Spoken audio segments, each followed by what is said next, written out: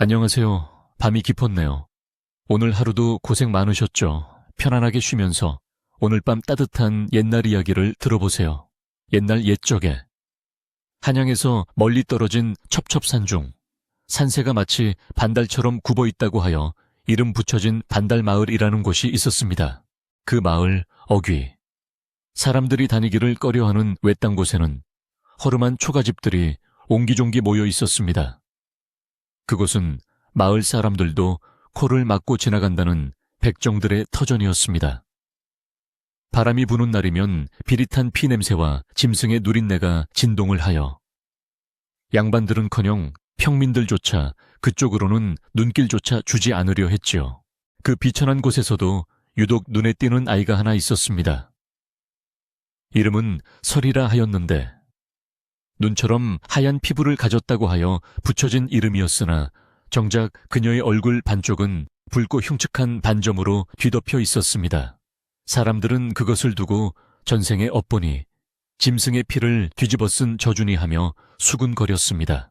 설이는 태어날 때부터 그 붉은 흉터 때문에 어미의 품에서조차 환영받지 못했습니다. 그녀의 어미는 아이를 낳고 얼마 지나지 않아 세상을 떠났고 무뚝뚝한 아비는 딸의 얼굴을 볼 때마다 긴 한숨을 내쉬곤 했습니다. 마을 아이들은 설이를 보면 도깨비가 나타났다며 돌을 던지거나 침을 뱉고 달아나기 일쑤였습니다. 하지만 흉측한 외모와 달리 설이의 눈망울은 깊은 산속 옹달샘처럼 맑고 깊었습니다. 그녀는 날마다 아비가 잡아온 소나 돼지의 내장을 냇가에서 씻으며 하루를 보냈습니다. 한겨울 살을 애는 듯한 찬물에 손을 담그고 있어도 그녀는 결코 불평하는 법이 없었습니다. 오히려 그녀의 손길은 짐승의 사체를 다룰 때조차 경건했습니다. 비록 죽은 고깃덩거리일지라도 한때는 생명이었음을 알기에 그녀는 거친 칼질 대신 조심스러운 손놀림으로 뼈와 살을 발라내곤 했습니다.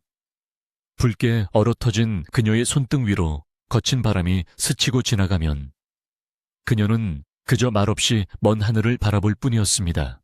한편 백정마을과는 정반대편 마을 뒤쪽 언덕 위에는 다 쓰러져가는 기와집 한 채가 위태롭게 서 있었습니다. 기와는 깨져 잡초가 무성했고 담장은 허물어져 짐승들이 드나들 지경이었습니다. 그곳에는 몰락한 양반 가문의 외아들 이준이 늙고 병든 노모를 모시고 살고 있었습니다. 이준은 비록 끼니를 잇기 힘들 정도로 가난했으나 선비로서의 자존심만은 대나무처럼 꼿꼿한 사람이었습니다. 밤이면 기름이 없어 책을 읽지 못하고 달빛에 의지해 글을 읽거나 다해진 도포 자락을 여미며 추위를 견뎌야 했습니다. 마을 사람들은 그를 두고 개털 선비라 비웃었지만 그는 귀를 닫고 오직 학문에만 정진하려 애썼습니다.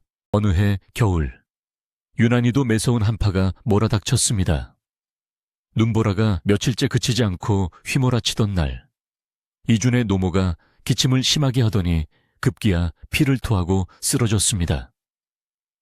약을 지을 돈은커녕 뗄감 살 돈도 없었던 이준은 발만 동동 구르다. 결국 읍내 의원이 일러준 민간요법을 떠올렸습니다.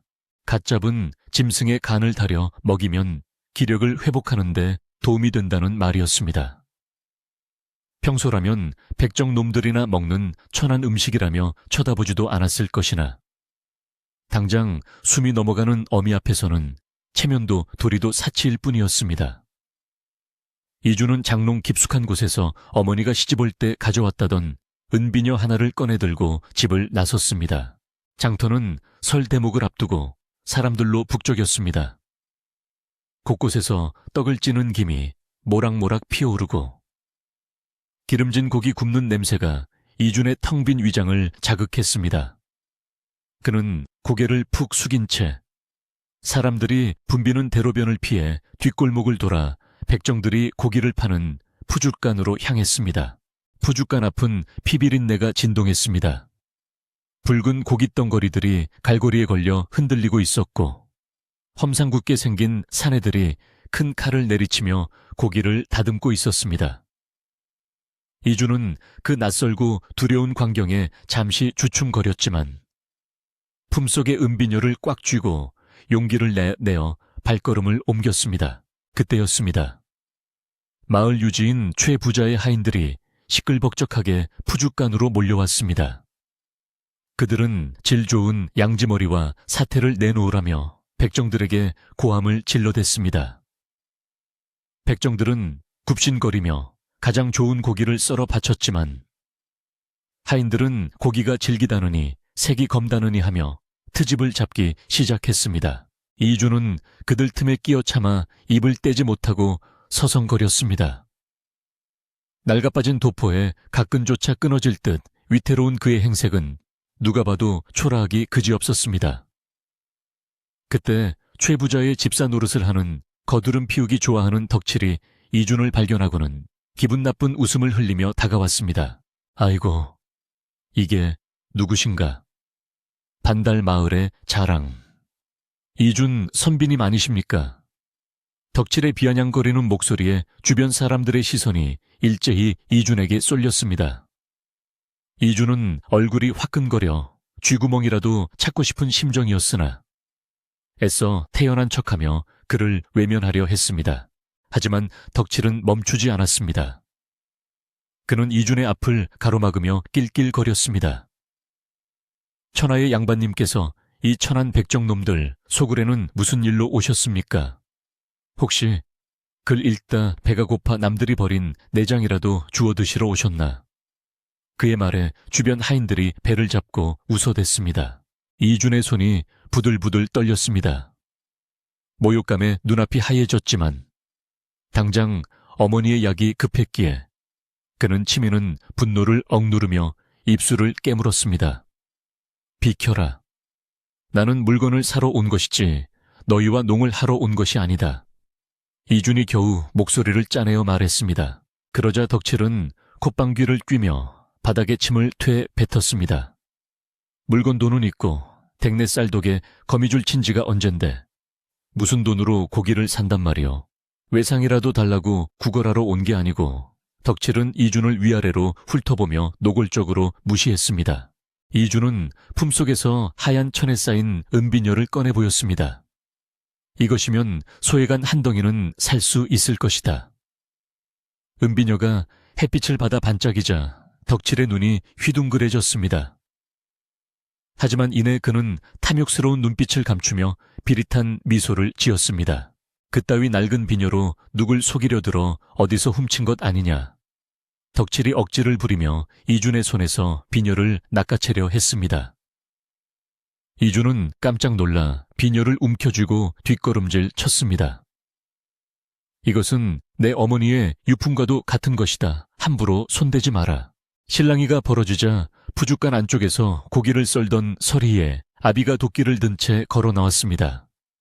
무슨 소란들이오. 그의 굵고 낮은 목소리에 하인들이 잠시 주춤했습니다.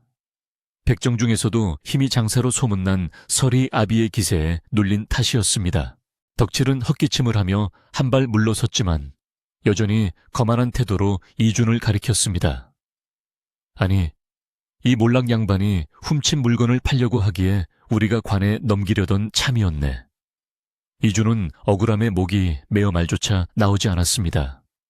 훔치다니 내 어머니의 것이다. 그때 푸죽간 구석진 곳에서 묵묵히 내장을 손질하던 한 여인이 조용히 일어섰습니다. 바로 설희였습니다. 그녀는 피 묻은 앞치마를 두른 채 얼굴에 붉은 반점을 머리카락으로 가리고 천천히 그들 앞으로 걸어 나왔습니다. 그녀의 손에는 방금 손질한 싱싱한 소의 간이 들려 있었습니다. 설희는 덕칠과 하인들을 본체 만체하고 곧장 이준에게 다가갔습니다. 그리고는 떨고 있는 이준의 손에 따뜻한 온기가 남아있는 간을 쥐어주었습니다. 그녀의 눈길은 이준의 창백한 얼굴이 아닌 꽉 쥐어진 그의 주먹에 머물렀습니다. 가져가세요. 돈은 필요 없습니다. 설희의 목소리는 작았지만 또렷했습니다. 그녀의 돌발적인 행동에 좌중은 순식간에 조용해졌습니다. 양반이 백정에게 그것도 저주받았다는 계집에게 적선을 받는 꼴이 되었으니 이는 모욕 중에 모욕일 수도 있었습니다. 이주는 멍하니 자신의 손에 들린 붉은 간을 내려다보았습니다. 비릿한 냄새가 코를 찔렀지만 동시에 손바닥으로 전해지는 온기가 차갑게 얼어붙은 그의 마음을 기묘하게 파고들었습니다. 그는 고개를 들어 서리를 보려 했으나 그녀는 이미 고개를 돌려 다시 자신의 일터로 돌아가고 있었습니다. 덕칠이 기가 막히다는 듯 소리쳤습니다. 야 이년아, 네가 뭔데 장사를 망쳐 저게 얼마짜린 줄 알고 공짜로 줘 하지만 서리는 들은 채도 하지 않고 다시 칼을 잡았습니다. 어차피 팔고 남은 부속물일 뿐입니다. 버리는 이 필요한 사람에게 주는 게 낫지 않습니까? 서리의 담담한 대꾸에 덕칠은 할 말을 잃었습니다. 게다가 서리 아비가 시퍼런 칼날을 쓱쓱 갈며 그들을 노려보고 있었기에 더 이상 행패를 부리기 어려웠습니다. 에이, 재수 없어 가자. 가 덕칠은 침을 한 번 더 뱉고는 하인들을 이끌고 사라졌습니다. 소란이 잦아들고 다시 푸죽간에는 정적이 흘렀습니다. 이주는 여전히 그 자리에 못 박힌 듯 서 있었습니다. 손에 들린 간은 무거웠고 가슴속에서는 알 수 없는 뜨거운 것이 치밀어 올랐습니다. 고맙다는 말을 해야 할지 부끄러워해야 할지 알 수 없는 혼란이 그를 감쌌습니다. 그는 멀어져가는 서리의 뒷모습을 한참 동안 바라보았습니다. 검은 머리카락 사이로 언뜻 보이는 붉은 반점, 그리고 쉼없이 움직이는 그녀의 거친 손. 그것은 그가 책에서 배운 그 어떤 예법이나 도리와도 거리가 멀었지만 그 순간만큼은 세상 그 무엇보다 진실해 보였습니다. 이주는 도망치듯 푸죽간을 빠져나왔습니다. 돌아오는 길 눈보라는 더욱 거세져 앞을 분간하기 힘들었습니다. 그는 품속의 소의 간을 소중히 안고 눈물이 얼어붙은 뺨을 바람에 맡기며 걷고 또 걸었습니다. 이것이 그와 그녀의 첫 만남이었습니다. 비참하고 초라하고 냄새나는 만남이었지만 운명의 수레바퀴는 이미 삐걱대며 돌아가기 시작했습니다.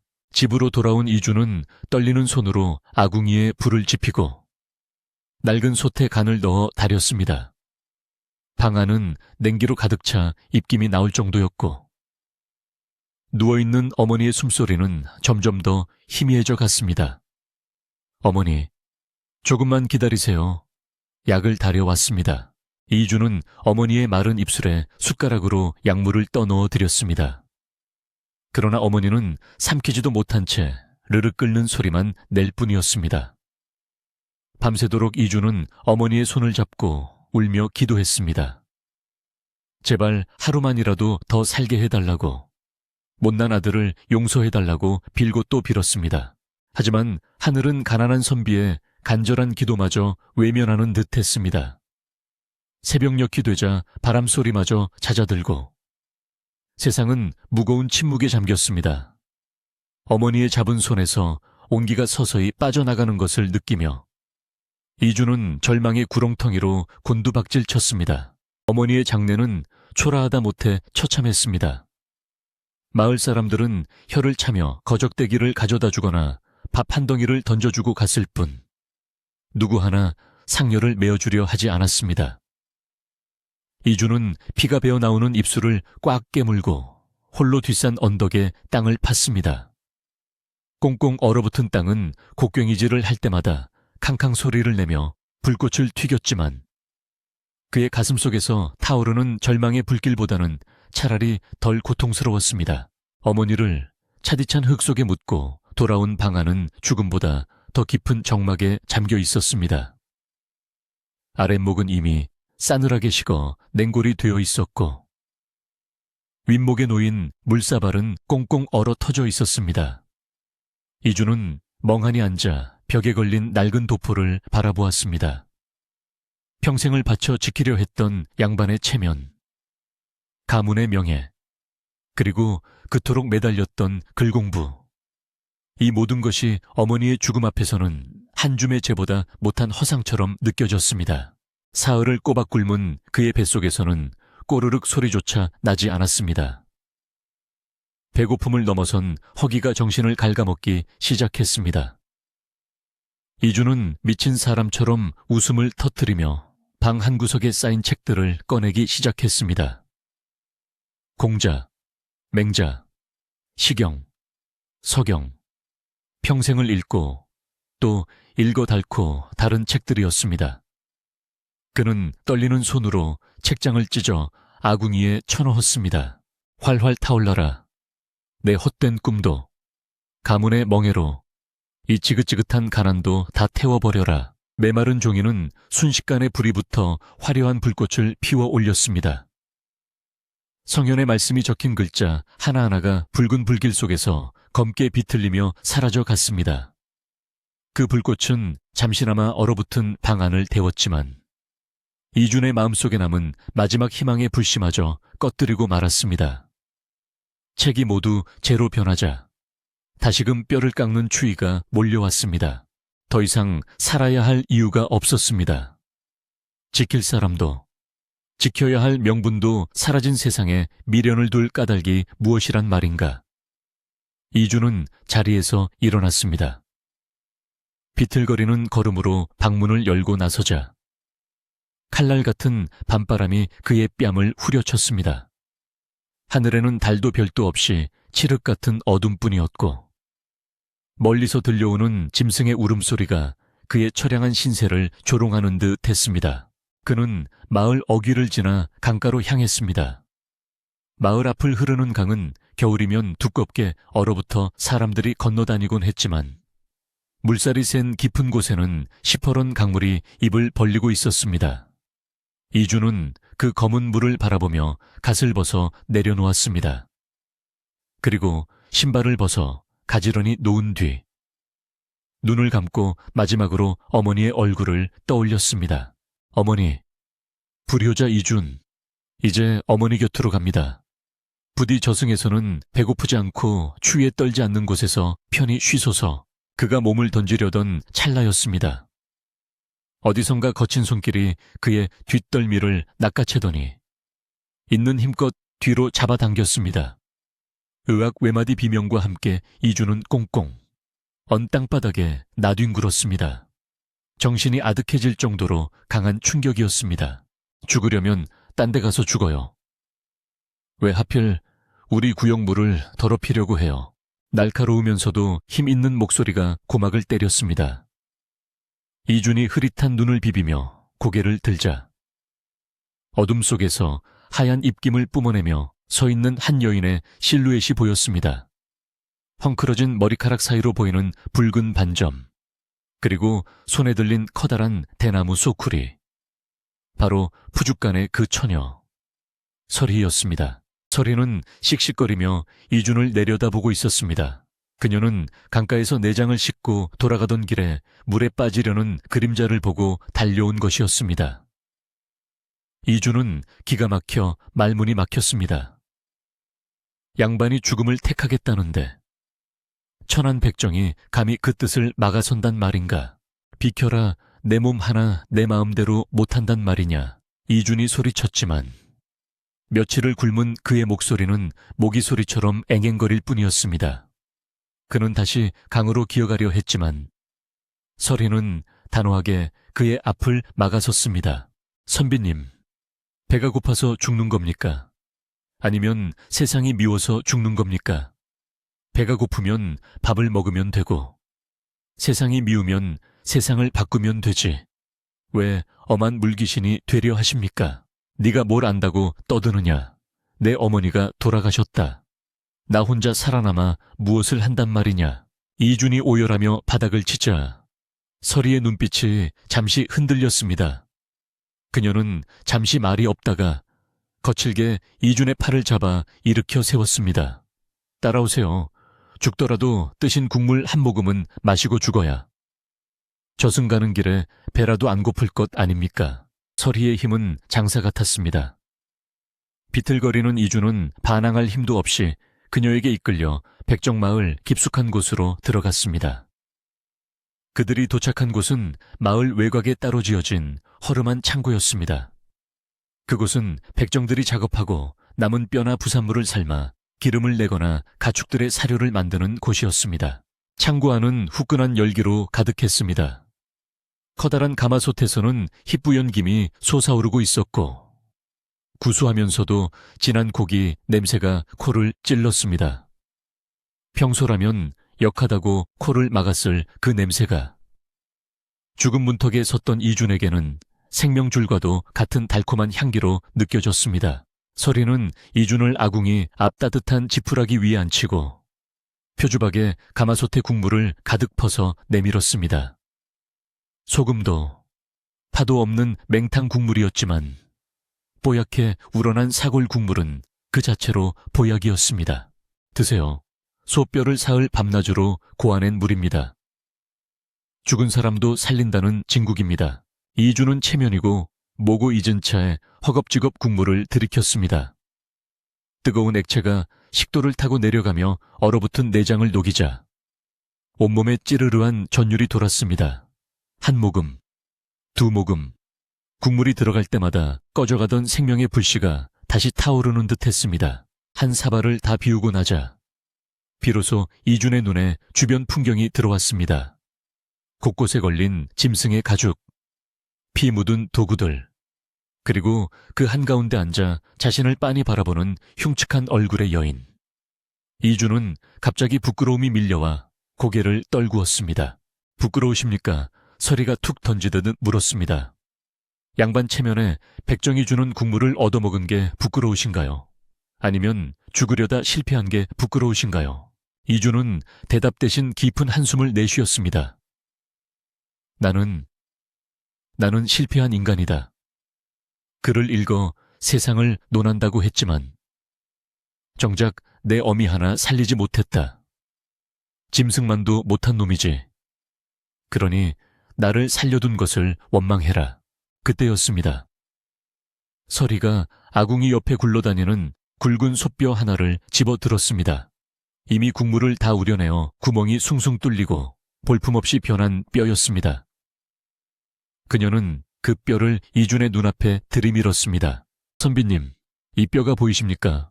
이준이 의아한 눈으로 쳐다보자 서리는 낮지만 힘있는 목소리로 말을 이었습니다. 이 손은 살아서는 1000근이 넘는 몸뚱이를 이 뼈 하나로 버텼습니다. 밭을 갈고 짐을 나르며 평생 인간을 위해 일하다가 죽어서는 고기를 내어주고 가죽을 내어주었습니다. 그리고 마지막 남은 이 뼈조차 펄펄 끓는 물속에서 제 몸을 다 녹여내어 누군가의 줄인 배를 채우고 기운을 북돋아 줍니다. 서리의 눈이 이준의 눈을 똑바로 응시했습니다. 그 눈빛은 천한 백정의 것이 아니라 마치 돌을 깨우친 현자의 그것처럼 깊고 맑았습니다. 선비님은 자신을 짐승만도 못하다고 하셨지요. 맞습니다. 지금의 선비님은 이 소 뼈다귀보다 못합니다.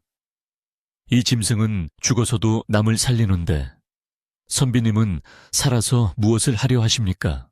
고작 썩어 문드러질 자존심 하나 지키자고 목숨을 버리려 하십니까? 당신의 그 고귀하다는 학문 속에 꺾이지 않는 뼈대는 어디에 있습니까? 이주는 망치로 머리를 얻어맞은 듯 멍해졌습니다. 백정 계집의 입에서 나올 리 없는, 아니 세상 그 어떤 대학자의 입에서도 들어본 적 없는 통렬한 일갈이었습니다. 그의 뼛속까지 파고드는 그 한마디는 비겁하게 도망치려 했던 그의 영혼을 발가벗겨 놓았습니다. 서리는 뼈를 다시 내려놓으며 말을 맺었습니다. 살아남으세요. 살아서 증명해 보이세요. 당신이 읽은 그 수만 권의 책이 헛되지 않았음을. 당신이 이 짐승의 뼈보다 더 단단한 심지를 가진 사람임을 보여주세요. 그래야 당신 어머니도 편히 눈을 감으실 게 아닙니까? 이준의 눈에서 하염없이 눈물이 흘러내렸습니다. 슬픔의 눈물이 아니었습니다. 그것은 껍질을 깨고 나오는 고통, 그리고 새로운 생명을 얻은 환희가 뒤섞인 뜨거운 눈물이었습니다. 그는 서리 앞에 무릎을 꿇고 싶을 만큼의 경외감을 느꼈습니다. 얼굴의 붉은 반점은 더 이상 흉터로 보이지 않았습니다. 그것은 마치 불 속에서 피어난 꽃처럼 강렬하고 아름답게 보였습니다. 그날 밤 이주는 집으로 돌아가지 않았습니다. 아니, 돌아갈 집이 없었습니다. 그는 서리의 배려로 창고 구석진 곳에 짚을 깔고 몸을 뉘었습니다. 밖에는 여전히 눈보라가 몰아치고 있었지만 창고 안은 훈훈했습니다. 그리고 그의 가슴 속에는 서리가 심어준 뜨거운 불덩이 하나가 타오르고 있었습니다. 다음 날부터 기묘한 동거가 시작되었습니다. 낮에는 사람들의 눈을 피해 숨어 지내고 밤이 되면 서리가 가져다주는 음식으로 끼니를 때웠습니다. 서리는 낮 동안 푸죽한 일을 하고 밤에는 남은 고기나 내장을 몰래 빼돌려 요리를 했습니다. 그녀의 요리 솜씨는 투박했지만 재료 본연의 맛을 살려내는 비범한 재주가 있었습니다.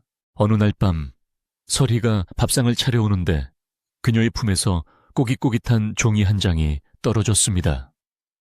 이준이 주워보니 푸죽한 장부에 쓰인 숫자와 알 수 없는 그림들이 그려져 있었습니다. 이게 무엇이냐 이준이 묻자 서리는 얼굴을 붉히며 황급히 종이를 감추려 미미려 했습니다.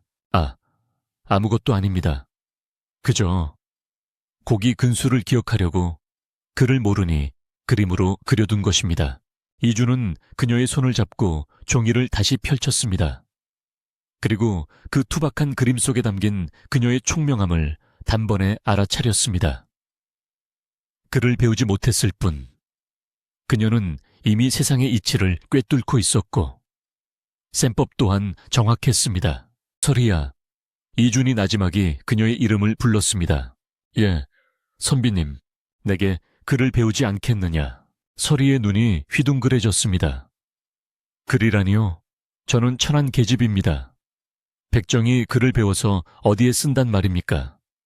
게다가 법도에 어긋나는 일입니다. 이준은 고개를 저었습니다. 법도라. 그 법도가 사람을 귀하고 천하게 나누는 것이라면 나는 그 법도를 따르지 않겠다. 너는 내 생명의 은인이고 내 스승이다. 네가 내게 삶의 의지를 가르쳐 주었으니 나는 너에게 세상을 읽는 눈을 주겠다. 그날부터 촛불 아래 두 사람만의 비밀 수업이 시작되었습니다.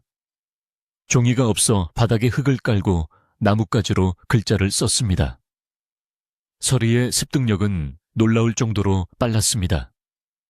그녀는 마치 마른 스펀지가 물을 빨아들이듯 이준이 가르쳐주는 글자들을 하나하나 집어삼켰습니다. 기역, 니은, 야, 하늘천, 따지. 서리가 처음으로 자신의 이름을 한글로 쓰고 하늘천자를 썼을 때의 그 벅찬 표정을 이준은 평생 잊을 수 없었습니다. 그녀의 맑은 눈동자에 맺힌 눈물은 촛불을 받아 보석처럼 반짝였습니다. 선비님, 글자가 소리를 냅니다. 세상 모든 것에 이름이 있고 그 이름에 뜻이 있다는 것이 참으로 신기하고 가슴이 벅찹니다. 이준은 그런 서리를 보며 잃어버렸던 학문에 대한 열정을 되찾았습니다. 단순히 과거 급제를 위한 공부가 아니었습니다. 지식을 나누고 사람을 깨우치고 서로가 성장해가는 진정한 배움의 기쁨을 느꼈습니다. 그는 서리를 가르치기 위해 다시 붓을 들었고 머릿속에 들어있던 죽은 지식들을 살아있는 지혜로 바꾸어 나갔습니다. 겨울이 깊어갈수록 두 사람의 사이도 깊어졌습니다. 밖에는 눈보라가 휘몰아치고 세상은 그들을 손가락질했지만 냄새나는 푸죽한 창고 안에서 피어나는 그들의 정은 그 어떤 난로보다 따뜻했습니다. 서리는 이준의 헤어진 옷을 기워주고 정성껏 음식을 해먹여 그의 마른 몸에 살을 붙여주었습니다. 이준은 서리에게 글을 가르치며 그녀의 영혼에 날개를 달아주었습니다. 서리야, 내년 봄에 한양에서 과거가 있다. 어느 날 수업이 끝난 후 이준이 조심스럽게 말을 꺼냈습니다. 내 이번에는 반드시 급제하여 돌아오겠다. 가서 너와 떳떳하게 마주볼 수 있는 세상을 만들겠다. 설혜는 묵묵히 고개를 끄덕였습니다. 그녀는 알고 있었습니다. 이준이 떠나야 할 때가 다가오고 있음을. 그리고 그가 떠나면 다시는 돌아오지 못할 수도 있음을. 하지만 그녀는 그를 잡지 않았습니다. 오히려 그녀는 품속 깊이 간직해온 어머니가 남겨주신 옷가락질을 만지작거렸습니다. 선비님은 큰 새입니다. 이곳 좁은 닭장이 아니라 저 넓은 하늘을 날아야 할 분이십니다. 부디 그 날개를 활짝 펴십시오. 제가 선비님의 바람이 되어 드리겠습니다. 서리의 말에 이주는 가슴이 먹먹해졌습니다. 그는 서리의 거친 손을 두 손으로 감싸 쥐었습니다. 그 손은 따뜻하고 단단했습니다. 그 단단함이, 그 온기가 이준의 심장 박동과 하나가 되어 뛰기 시작했습니다. 다가오는 봄, 그들에게 어떤 시련이 닥칠지 아직은 아무도 알지 못한 채 창고 밖에 밤눈은 하염없이 쌓여만 갔습니다. 매서운 겨울바람이 잦아들고 반달 마을에도 어김없이 봄 기운이 스며들었습니다. 얼어붙었던 강물이 풀려 졸졸 흐르는 소리가 들리고 메말랐던 나뭇가지에는 연두색 새순이 돋아났습니다. 세상 만물이 기지개를 켜는 이 계절에 이준의 마음속에도 푸른 결의가 단단히 뿌리를 내렸습니다. 그는 겨우내 서리와 함께 닦은 학문을 가슴에 품고 한양으로 떠날 채비를 서둘렀습니다. 그러나 그의 발목을 잡는 것은 여전히 지독한 가난이었습니다. 한양까지 가는 길은 멀고 험한데 당장 집신 한 켤레, 주먹밥 한 덩이 마련할 돈조차 없었습니다. 이주는 며칠 밤을 고민하며 한숨으로 지새웠습니다. 며칠 후면 떠나야 과거 시험 날짜를 맞출 수 있었지만 빈털터리인 채로 길을 나설 수는 없는 노릇이었습니다. 그의 수심 가득한 얼굴을 지켜보던 서리는 말없이 부엌으로 들어가 쌀도 깊숙한 곳에 숨겨두었던 작은 헝겊 꾸러미를 꺼냈습니다. 그것은 그녀의 어머니가 죽기 전 손에 쥐어주었던 유일한 유품, 옥비녀였습니다. 투박하지만 은은한 비치비치 감도는 그 비녀는 서리에게 있어 어머니 그 자체이자 고된 삶을 버티게 해준 마지막 보루였습니다. 서리는 옥비녀를 가만히 뺨에 대어 보았습니다. 차가우면서도 따스한 감촉이 전해져 왔습니다. 어머니, 죄송해요. 하지만 저에게는 과거의 추억보다 살아있는 사람의 미래가 더 중요합니다. 서리는 눈물을 머금고 결심을 굳혔습니다. 그녀는 읍내장터의 퍼목점으로 달려가 비녀를 내밀었습니다. 주인은 헐값에 후려치려 했지만 서리는 물러서지 않고 당당히 흥정하여 꽤 묵직한 엽전 꾸러미와 질 좋은 무명천 그리고 먼 길을 가며 먹을 육포를 샀습니다. 그날 밤 서리는 정성껏 지은 밥상과 함께 행장을 꾸려 이준 앞에 내놓았습니다. 엽전 꾸러미와 새 하얀 버선 그리고 정갈하게 포장된 육포를 본 이준은 쏘스라치게 놀랐습니다. 서리야, 이게 다 무엇이냐? 네가 무슨 돈이 있어 이런 귀한 것들을 마련했단 말이냐? 이준의 추궁에 서리는 고개를 숙인 채 우물쭈물하다가 결국 비녀를 판 사실을 털어놓았습니다. 이준은 가슴이 미어지는 듯한 고통을 느꼈습니다. 그 비녀가 너에게 어떤 의미인지 내가 아는데 어찌 그런 짓을 했느냐. 당장 가서 찾아오자. 이준이 자리를 박차고 일어나려 하자 서리가 그의 옷자락을 붙잡았습니다. 선비님, 앉으세요. 비녀는 물건일 뿐이지만 선비님의 뜻은 세상을 바꿀 씨앗입니다. 밭을 가려면 쟁기가 필요하듯 큰 뜻을 펼치려면 노잣돈이 필요한 법입니다. 부디 제 마음을 거절하지 말아주세요. 서리의 눈빛은 흔들림 없이 단단했습니다. 이준은 흐르는 눈물을 닦으며 다시 자리에 앉았습니다. 그녀의 희생이 헛되지 않게 하려면 자신이 반드시 성공하여 돌아오는 길밖에는 없음을 뼈저리게 깨달았습니다. 그는 서리의 두 손을 꼭 잡고 맹세했습니다. 내 목숨을 걸고 약속하마. 반드시 장원급제하여 너를 가마에 태우고 이 마을을 떠나리라. 네가 판 것은 비녀가 아니라 이 조선의 어둠을 밝힐 등불이었음을 내가 증명하겠다. 다음 날 새벽, 닭이 울기도 전에 이주는 길을 떠났습니다. 서리는 마을 어귀 선앙당 고개까지 그를 배웅했습니다. 안개 낀 상일로 멀어지는 이준의 뒷모습이 점 하나가 되어 사라질 때까지 서리는 자리를 뜨지 못했습니다. 그녀는 마음속으로 수천 번이고 빌었습니다. 부디 무사히 부디 뜻을 이루고 돌아오소서. 이준이 떠난 후 서리는 다시 홀로 남겨졌지만 예전에 주눅든 서리가 아니었습니다. 그녀의 가슴 속에는 희망이라는 이름의 든든한 기둥이 세워져 있었습니다. 이준이 떠나고 계절이 바뀌어 녹음이 우거질 무렵이었습니다. 서리는 여느 때처럼 푸죽간에서 고기를 다듬고 있었습니다. 그런데 언제부터인가 최 부자의 시선이 묘하게 달라져 있었습니다. 마을을 순시한다는 핑계로 푸죽간 앞을 기웃거리는 횟수가 잦아지더니 서리를 보는 눈빛에 탐욕과 음흉함이 서리기 시작했습니다. 예전에는 흉측한 반점 때문에 거들떠보지도 않았지만 그를 배우고 자존감을 회복한 서리에게서 뿜어져 나오는 기품과 묘한 매력을 눈치챈 것이었습니다. 어느 무더운 여름날 오후, 최 부자의 하인 덕칠이 들이닥쳤습니다. 그는 다짜고짜 서리의 팔목을 낚아채며 소리쳤습니다. 대감마님께서 너를 부르신다. 오늘 밤부터 사랑채에 들어 술 시중을 들라 하신다. 이는 청천벽력 같은 소리였습니다. 백정의 딸을 첩이나 노비로 삼아 놀이개로 부리려는 수작이 뻔했습니다. 주변에 있던 백정들은 겁에 질려 눈치만 볼 뿐 아무도 나서지 못했습니다. 서리는 거칠게 팔을 뿌리쳤습니다. 놓으시오, 나는 고기를 파는 사람이지 웃음을 파는 사람이 아니오. 그녀의 서슬 퍼런 일갈에 덕칠은 잠시 당황했습니다. 감히 백정년이 양반의 명을 거역해 네가 살고 싶지 않은 개로구나. 덕칠이 다시 달려들어 그녀의 머리채를 잡으려 하자 서리는 재빨리 뒤로 물러서며 품속에 지니고 있던 작은 칼을 꺼내 들었습니다.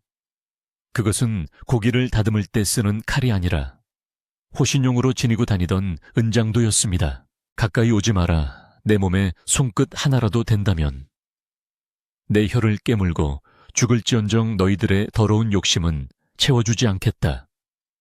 서리의 눈에서는 살기마저 느껴졌습니다. 소란을 듣고 마을 사람들이 하나둘씩 모여들었습니다. 최 부자도 헛기침을 하며 뒷짐을 지고 나타났습니다. 허허, 인연이 아주 도끼가 바짝 올랐구나. 천한 것에게 기회를 주어 내 집안에 드리려 했거늘 은혜를 원수로 갚으려 드느냐. 최 부자의 뻔뻔한 말에 서리는 비웃음을 날렸습니다.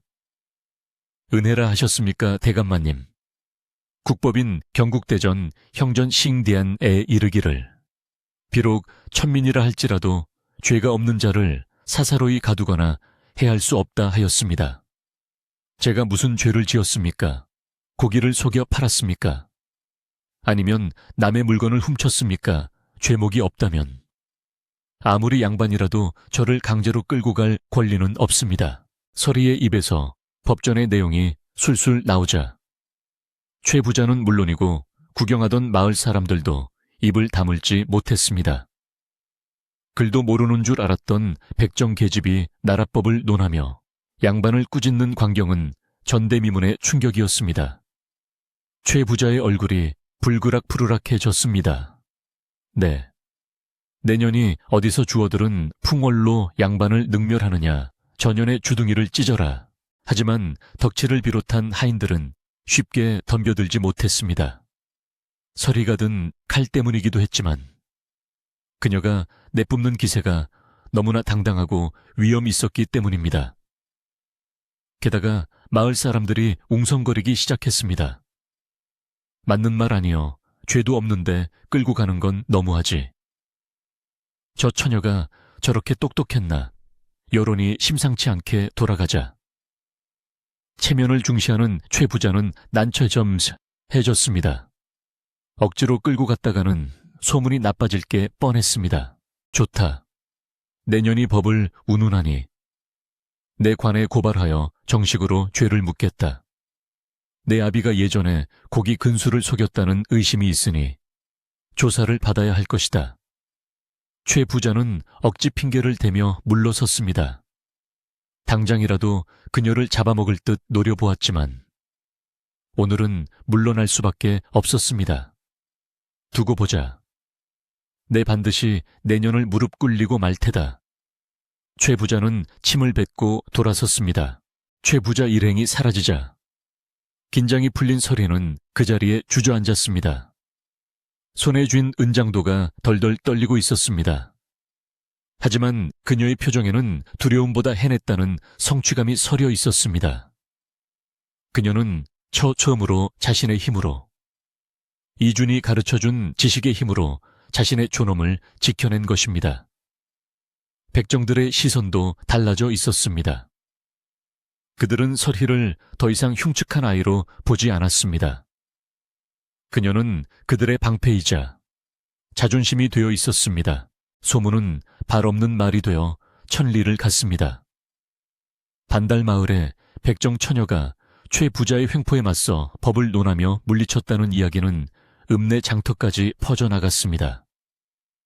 사람들은 설희를 반달마을의 여장부라 부르며 몰래 응원하기 시작했습니다.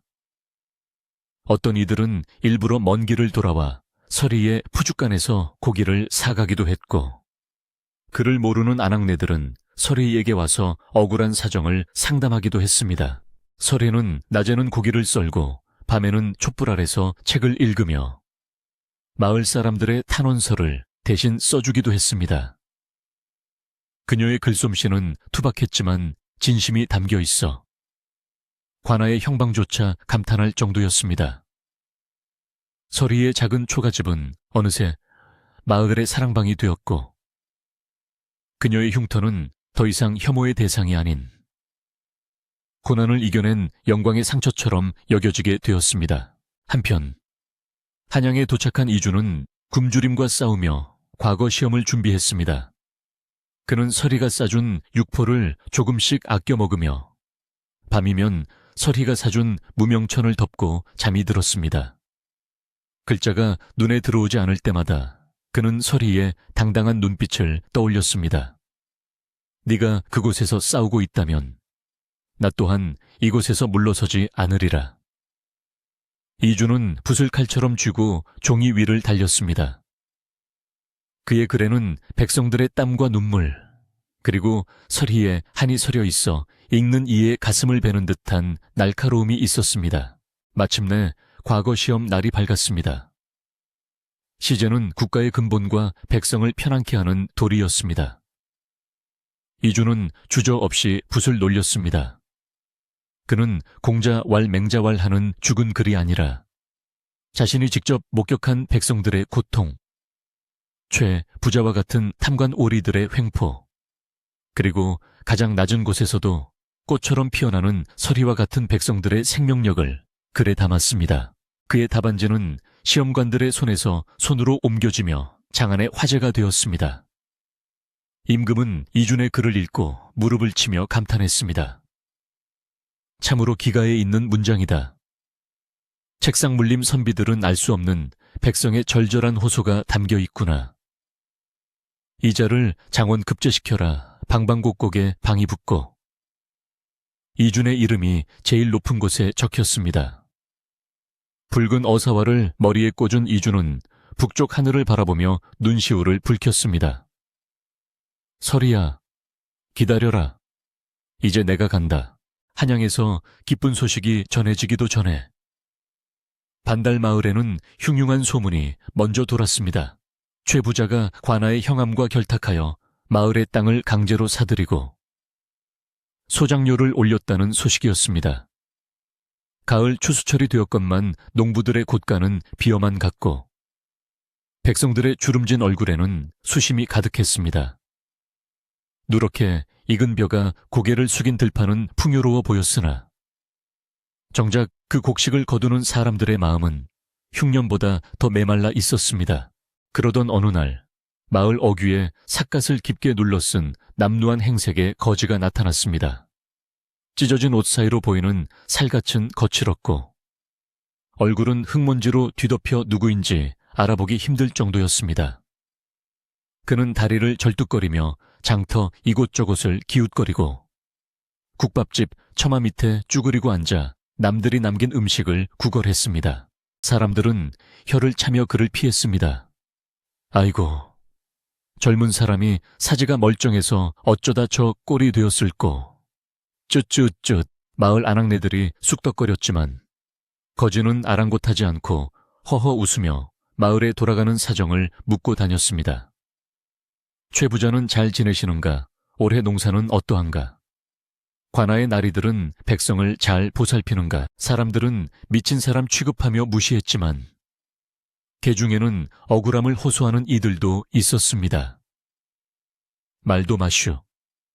최 부자 등살에 못 이겨 야반도주한 집이 한둘이 아니오. 관아놈들은 최 부자 뒷배만 봐주느라 우리 같은 백성들 고혈을 쥐어짜기 바쁘고 거지는 그 말을 들을 때마다 삿갓 아래서 눈빛을 번뜩였지만 겉으로는 그저 바보처럼 고개를 끄덕일 뿐이었습니다. 그 거지는 바로 이준이었습니다.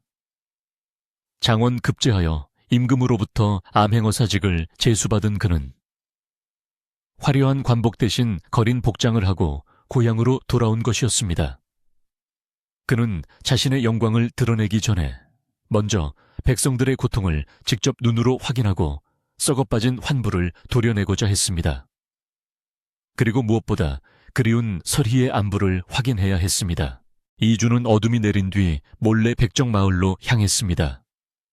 멀리서 보이는 푸죽간의 불빛은 여전히 희미하게 깜박이고 있었습니다. 가슴이 뛰었습니다. 문틈으로 안을 들여다보니 설희가 늦은 밤까지 홀로 고기를 손질하고 있었습니다. 그녀의 얼굴은 예전보다 야위어 보였지만 눈빛만은 여전히 별처럼 빛나고 있었습니다. 설희는 묵묵히 칼을 갈고 있었습니다. 그 옆에는 마을 사람들이 몰래 가져다 놓은 옥수수나 감자 같은 것들이 쌓여 있었습니다. 그녀가 마을 사람들의 신망을 얻고 있다는 증거였습니다. 이주는 당장이라도 달려가 그녀를 안아주고 싶었지만 아직은 때가 아니었습니다. 최 부자의 죄상을 낱낱이 밝혀내고 가장 떳떳한 모습으로 그녀 앞에 서야 했습니다. 다음 날은 최 부자의 환갑잔치가 열리는 날이었습니다. 최 부자의 집 대문은 활짝 열려 있었고 마당에는 산의 진미가 가득 차려졌습니다. 기름진 고기 굽는 냄새가 담장을 넘어 굶주린 마을 사람들의 코를 자극했습니다. 읍내의 관리들과 양반들이 줄지어 들어와 최 부자에게 아부를 떨며 술잔을 권했습니다. 흥겨운 풍악 소리가 울려 퍼지는 가운데 최 부자는 거드름을 피우며 좌중을 둘러보았습니다. 그런데 갑자기 분위기가 싸늘해졌습니다. 하인들이 강제로 설희를 끌고 들어온 것이었습니다. 설희는 포승줄에 묶인 채였지만 고개는 꼿꼿이 세우고 있었습니다. 최 부자가 비릿한 웃음을 흘리며 말했습니다. 내 인연, 내 환갑을 맞아 특별히 용서해 주려 했건만 끝까지 내 청을 거절해 오늘 이 자리에서 내 술을 받고 춤을 춘다면 지난 일을 없던 일로 해주마. 허나 거절한다면 네 아비와 너를 관에 넘겨 곤장을 치게 할 것이다. 좌중의 양반들이 킬킬거리며 설희를 조롱했습니다. 백정주제에 비싸게 구는구나.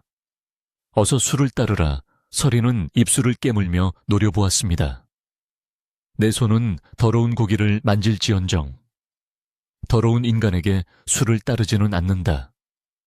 너희가 먹는 그 고기가, 너희가 입은 그 옷이 백성들의 피눈물인 줄은 모르느냐. 설희의 당당한 외침에 잔치판은 찬물을 끼얹은 듯 조용해졌습니다. 분노한 최 부자가 술상을 엎으며 소리쳤습니다. 전연의 주둥이를 쳐라. 당장 멍석을 말아라. 하인들이 몽둥이를 들고 설희에게 달려들려는 찰나 대문 밖에서 우렁찬 목소리가 들려왔습니다.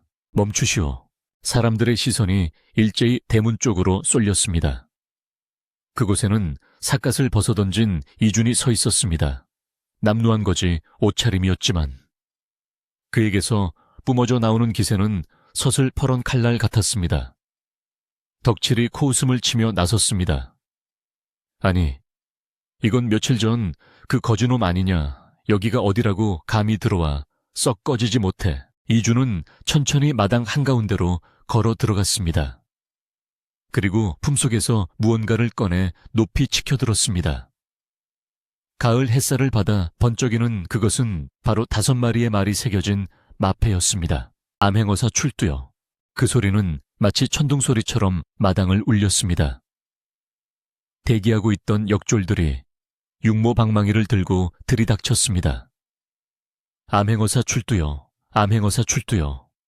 사방에서 울려 퍼지는 함성에 잔치판은 순식간에 아수라장이 되었습니다. 혼비백산한 양반들은 신발도 신지 못한 채 도망치려 했고 최 부자는 얼굴이 사색이 되어 자리에 주저앉았습니다. 이준은 마당 한가운데 서서 엄숙한 목소리로 죄상을 읊었습니다. 최가놈은 들어라. 너는 양반이라는 지위를 이용하여 백성들의 고혈을 빨고 무고한 백성을 괴롭히며 국법을 어지럽혔다. 네 죄는 하늘이 알고 땅이 알거늘 감히 용서를 바랄 수 있겠느냐. 최 부자는 벌벌 떨며 이준의 발 아래 머리를 조아렸습니다. 아이고, 어사날이 죽을 죄를 지었습니다. 한 번만 살려주십시오. 제 재산을 다 드리겠습니다. 이준은 차가운 눈으로 그를 내려다보았습니다. 내 재산은 본래 백성들의 것이니 마땅히 주인에게 돌려주어야 할 것이다. 여봐라. 저 탐관 오리들을 당장 포박하여 관하로 압송하라.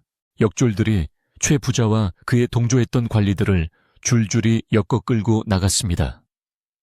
마당에 모여있던 마을 사람들은 그 광경을 보며 환호성을 질렀습니다. 만세 암행어사 날이 만세 10년 묵은 체증이 내려가는 듯한 통쾌함에 사람들은 얼싸안고 춤을 추었습니다. 소란이 정리되자 이준은 천천히 서리에게 다가갔습니다. 서리는 멍하니 서서 믿을 수 없다는 표정으로 그를 바라보고 있었습니다. 거짓골을 하고 있지만 그 눈빛만은 분명 자신이 밤새워 그리워하던 선비님의 것이었습니다. 이준은 떨리는 손으로 서리의 포승줄을 풀어주었습니다. 늦어서 미안하다. 많이 무서웠지. 이준의 따뜻한 목소리에 서리의 눈에서 참았던 눈물이 왈칵 쏟아졌습니다. 선비님, 정말 선비님이십니까? 꿈은 아니지요. 이준은 그녀의 거친 손을 자신의 두 손으로 감싸 쥐었습니다. 꿈이 아니다. 네가 나를 살렸고 네가 나를 이곳으로 이끌었다. 이 마패보다 더 빛나는 것은 바로 너의 그 마음이었다. 이준은 사람들 보는 앞에서 서리를 와락 끌어안았습니다. 양반인 어사또가 천한 백정 여인을 안고 있는 모습에 사람들은 잠시 숨을 죽였지만 이내 더 큰 박수와 환호가 터져 나왔습니다. 신분의 벽을 넘은 두 사람의 사랑은 그 어떤 영웅담보다 더 감동적으로 사람들의 가슴을 울렸습니다. 최 부자의 창고가 열리고 쌓여있던 곡식들은 모두 백성들에게 골고루 나누어졌습니다. 이준은 관에 머물며 마을의 억울한 일들을 모두 해결해 주었고 뇌물을 받아먹던 관리들을 모두 파직시켰습니다. 반달 마을에는 비로소 진정한 평화가 찾아왔습니다. 모든 일이 마무리되던 날 이준은 마을 사람들을 모아놓고 선언했습니다. 나는 한양으로 돌아가 높은 벼슬을 할 생각이 없습니다. 내 스승이자 은인인 이 여인과 함께 이곳에 남아 아이들에게 글을 가르치며 살 것입니다. 사람들은 깜짝 놀랐지만 이내 고개를 끄덕이며 축복해 주었습니다. 이준과 서리는 마을 뒤편 언덕, 예전 이준이 살던 허름한 기와집을 수리하여 혼례를 올렸습니다. 화려한 예물도 번잡한 절차도 없는 소박한 혼례였지만 그 자리에 모인 하객들의 진심 어린 축복은 그 무엇보다 화려했습니다. 서리는 붉은 반점이 있는 얼굴을 가리지 않고 당당하게 고개를 들었고, 이주는 그런 그녀를 세상에서 가장 아름다운 신부로 맞이했습니다. 세월이 흘러 반달 마을에는 작은 서당이 하나 생겼습니다. 그곳에서는 신분의 귀천을 따지지 않고 누구나 와서 글을 배울 수 있었습니다. 백정의 아이도 농부의 아이도 모두 한 방에 앉아 하늘천, 따지를 읽었습니다. 서당의 훈장님은 다리를 조금 저는 인자한 할아버지였고, 아이들에게 맛있는 간식을 만들어주는 할머니는 얼굴에 붉은 반점이 있었지만 누구보다 따뜻한 미소를 가진 분이었습니다. 어느 봄날, 서당 마당에는 매화꽃이 흐드러지게 피었습니다. 열린 창문 너머로 아이들의 낭낭한 글 읽는 소리가 들려오고, 마루에 걸터 앉은 이준과 설희는 그 평화로운 풍경을 바라보며 미소 지었습니다. 설희의 무릎에는 갓 태어난 손녀가 잠들어 있었고, 이준의 손에는 낡았지만 윤이 나는 책 한 권이 들려 있었습니다. 당신의 말이 맞았습니다. 뼈는 썩어 사라지지만 그 뼈가 우려낸 국물은 누군가의 피와 살이 되어 영원히 남는다는 것을요. 이준의 말에 설희가 조용히 그의 어깨에 머리를 기대었습니다. 선비님이 그 국물을 세상에 골고루 나누어 주셨기에 가능한 일이었습니다. 우리는 그저 서로의 부족한 부분을 채워주는 반쪽다리였을 뿐입니다. 이제야 비로소 보름달이 된 것 같습니다. 두 사람의 머리 위로 따스한 봄 햇살이 쏟아져 내렸습니다. 바람이 불 때마다 매화꽃이 피 눈송이처럼 날려 그들의 하얀 머리칼 위에 내려앉았습니다. 춥고 배고팠던 지난 겨울의 기억은 이제 봄눈 녹듯 사라지고, 그 자리에는 깊은 뿌리를 내린 사랑과 희망만이 무성하게 자라나고 있었습니다. 이 이야기는 바람을 타고 전해져 오늘날까지도 우리들 가슴속에 작은 불씨로 남아 있습니다. 겉모습으로 사람을 판단하지 말고 진심을 볼 줄 아는 눈을 가져야 한다는 그 소박한 진리를 일깨워 주면서 말이죠. 밤이 깊었습니다. 부디 여러분의 꿈속에도 따뜻한 봄날이 찾아오기를 바랍니다. 안녕히 주무세요.